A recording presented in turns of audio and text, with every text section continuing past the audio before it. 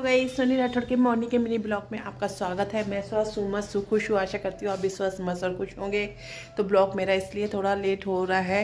पूजा वूजा तो सब टाइम पे ही हो गई थी, क्योंकि मेरे फ़ोन से ही कनेक्टेड होता है सुंदरकांड। तो जब तक वो फ्री नहीं होंगी मैं उससे, तो तब तक मैं ब्लॉग वगैरह नहीं बना सकती, क्योंकि मैंने ही इसमें सेव कर रखे होते हैं जो मेरे को मॉर्निंग वगैरह में जिनकी स्तुति करनी होती है, जिनकी सुननी होती है। तो आज जो मैंने सुंदरकांड वो किया हुआ था, आज काफ़ी देर वाला था। कम से कम 9:30 बजे मैंने लगाया और 11:10 पे जाके उसका समापन हुआ। तो उसके बाद ही फिर मैं ब्लॉग बनाने जा रही हूँ। और अभी बीच में फिर सब्ज़ी वाला आ गया था, तो सब्ज़ी वगैरह लेने लग गई थी। हस्बैंड का तो टाइम से ही भेज दिया था। हस्बैंड का तो वही टाइम है शॉप पे जाने का, स्पर्ट खा के। उसके बाद कुछ नहीं रह गया था। फिर वो करने के बाद थोड़ा सा मैंने भी अभी कुछ खाया, क्योंकि गैस वैस की प्रॉब्लम मेरे को हो जाती है। ऐसा लगता है कि दिक्कत परेशानी हो रही है। तो बस आज का ब्लॉग में मैं दिखाती हूँ, जैसे कि आप सब लोग भी जानते हैं कि आज दिन है राम भक्त श्री हनुमान जी का। तो आज के ब्लॉग में मैं उनकी अपने राम के पति जी अपने राम जी के प्रति अपने इष्ट के प्रति जो भक्ति है वो कितनी थी, और राम जी भी अपने भक्त के प्रति कितने वो थे, तो उनकी मैं आज वो दिखाती हूँ अपने ही ब्लॉग में एक छोटी सी कथा के माध्यम से। तो देखिए। श्री राम दरबार में हनुमान जी महाराज श्री राम जी की सेवा में इतने तन्मय हो गए कि गुरु वशिष्ठ के आने का उन्हें ध्यान ही नहीं रहा। सभी ने उठकर उनका अभिवादन किया, पर हनुमान जी नहीं कर पाए। वशिष्ठ जी ने श्री राम जी से कहा, राम, गुरु का भरे दरबार में अभिवादन न करना अपमान है, इसके लिए क्या सजा होनी चाहिए? श्री राम जी ने कहा, गुरुवर आप ही बताइए। वशिष्ठ जी ने कहा, मृत्यु दंड। श्री राम जी ने कहा, स्वीकार है। तब श्री राम जी ने पूछा, गुरुदेव आप बताइए यह अपराध किसने किया है? वशिष्ठ जी ने कहा, मैं बताऊं पर राम, तुम्हारा यह प्रिय है, तुम अपने आप को सजा दोगे पर उसे नहीं दे पाओगे। श्री राम जी ने कहा, गुरुदेव राम के लिए सब समान है।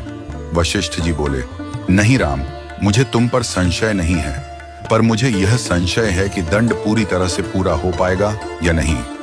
यदि तुम मुझे विश्वास दिलाते हो कि तुम उसे अपने अमोघ बाण से मृत्यु दंड दोगे, तो मैं अपराधी का नाम और अपराध बताऊंगा। श्री राम जी ने फिर अपना संकल्प व्यक्त किया। तब वशिष्ठ जी ने कहा, यह अपराध हनुमान जी ने किया है। हनुमान जी ने स्वीकार कर लिया। फिर श्री राम जी ने दरबार में घोषणा की कि कल सायंकाल सरयू के तट पर हनुमान जी को मैं स्वयं अपने अमोघ बाण से मृत्यु दंड दूंगा। हनुमान जी घर गए तो उदासी की स्थिति में उन्हें देख माता अंजनी चकित रह गई। उन्होंने बार बार पूछा, क्या बात है मेरे लाल? महावीर हनुमान जी आज इतने उदास क्यों हो? हनुमान जी ने कहा, माता, अनजाने में यह अपराध हुआ है। आप जानती हैं कि संपूर्ण ब्रह्मांड में मुझे कोई नहीं मार सकता, लेकिन श्री राम के अमोघ बाण से कोई भी नहीं बच सकता। माता ने कहा, हनुमान, मैंने भगवान शंकर से राम नाम मंत्र प्राप्त किया था और तुम्हें जन्म के साथ ही यह नाम घुटी में पिलाया। तुम्हारी शक्ति का कारण राम नाम ही है, जिसके प्रभाव से तुमने बचपन में सूर्य को फल समझकर मुंह में ले लिया था। वह राम नाम ही तुम्हारी रक्षा करता है, चाहे राम स्वयं ही क्यों ना हो। राम नाम की शक्ति के सामने राम की शक्ति और उनके अमोघ बाण की शक्तियां महत्वहीन हो जाती हैं। जाओ हनुमान, तुम राम राम का उच्चारण करना आरंभ कर दो। माता के चरण छूकर हनुमान जी सरयू के तट पर राम राम राम रटते हुए पहुंचे। सायंकाल श्री राम जी अपने संपूर्ण दरबार के साथ सरयू तट पर आए। सभी को यह कौतूहल था कि क्या श्री राम हनुमान जी को सजा देंगे, लेकिन जब श्री राम ने बार बार अपने अमोघ बाण चलाए तो हनुमान जी पर उनका कोई असर नहीं हुआ। तब गुरु वशिष्ठ जी ने शंका जताई, राम, क्या तुम पूरी निष्ठा से बाण चला रहे हो? श्री राम जी ने कहा, हाँ गुरुदेव, मैं गुरु के प्रति अपराध की सजा देने के लिए अपने बाण चला रहा हूँ, इसमें कोई चतुराई नहीं हो सकती। वशिष्ठ जी ने कहा, तुम्हारे बाण अपना काम क्यों नहीं कर रहे हैं? श्री राम जी ने उत्तर दिया, गुरुदेव, हनुमान राम राम की अनंत रट लगा रहे हैं। मेरे बाणों की शक्ति राम नाम के प्रभाव में कमजोर हो गई है, इसलिए वे असर नहीं कर रहे। गुरुदेव वशिष्ठ जी ने कहा, राम, आज से मैं तुम्हारे दरबार को छोड़कर अपने आश्रम जा रहा हूँ। जहां राम नाम का निरंतर जप करूंगा। जाते जाते वशिष्ठ जी ने घोषणा की, हे राम, मैं यह जानकर और मानकर घोषणा कर रहा हूं कि राम से राम का नाम बड़ा है। राम नाम महा अमोघ शक्ति का सागर है।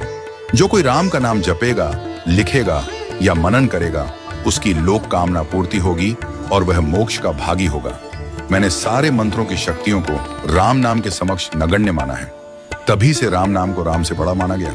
वह पत्थर भी तैर जाते हैं जिन पर श्री राम का नाम लिखा होता है। तो आपने देखा राम जी की, हनुमान जी की एक दूसरे के प्रति मतलब हनुमान जी की भक्ति तो थी राम जी के प्रति। राम जी भी हनुमान जी के प्रति उतनी ही आस्था निष्ठा रखते थे, उनकी भक्ति की पूरी मान रखते थे। तो देखा कितनी एक सुंदर कथा कि आज ही मेरे पास आई थी, तो कहते हैं मैंने सोचा आप लोगों के साथ शेयर करूं, तो मैंने आपके साथ शेयर करी। तो इसी के साथ अब जैसे मेरे कपड़े वगैरह मशीन लगी हुई थी, कपड़े वपड़े भी धुल गए। अब हस्बैंड के नाश्ते की तैयारी करूंगी। वंश तो उठा था बीच में, तो उसने दोस्त वगैरह खा लिए थे, तो हस्बैंड का और उनको ही कराना है। मैंने तो बीच में कुछ खा लिया था, जैसे कि अभी मैंने थोड़ी देर पहले बताया। कोई भूख भी नहीं है, तो बस फिर दोपहर के खाने की तैयारी की जाएगी। तो अब ब्लॉग को ख़त्म करने का टाइम आ गया है। तो ब्लॉग को ख़त्म करने से पूर्व मेरे जीवन की एक ही यही सच्चाई है कि मेरे को गुरु रूप में मेरे को मेरे बाबा साईनाथ जी मिले, जो धर्म के मार्ग पर मतलब मेरे मन में कुछ मतलब ज़रा सा अगर थोड़ा सा भी मैं अगर वो सोचूं, पहले तो सोचने का मेरे को दिमाग में देते ही नहीं कि क्या पूजा पाठ में क्या रखा है क्या नहीं रखा। मतलब मेरे को जो मेरी निष्ठा है वो और उसको आगे की ओर बढ़ाते ही हैं। तो गुरु बिना ज्ञानी जीवन में माने ही उन्हीं। और जैसे कि आज हनुमान जी का दिन है, वो मैं पहले ही बोल चुकी हूँ ब्लॉग को स्टार्ट करने से पहले, मंगलवार का दिन है। तो मंगल भवन अमंगल हारी, प्रभु सुदर्शे रते अजरे बिहारी।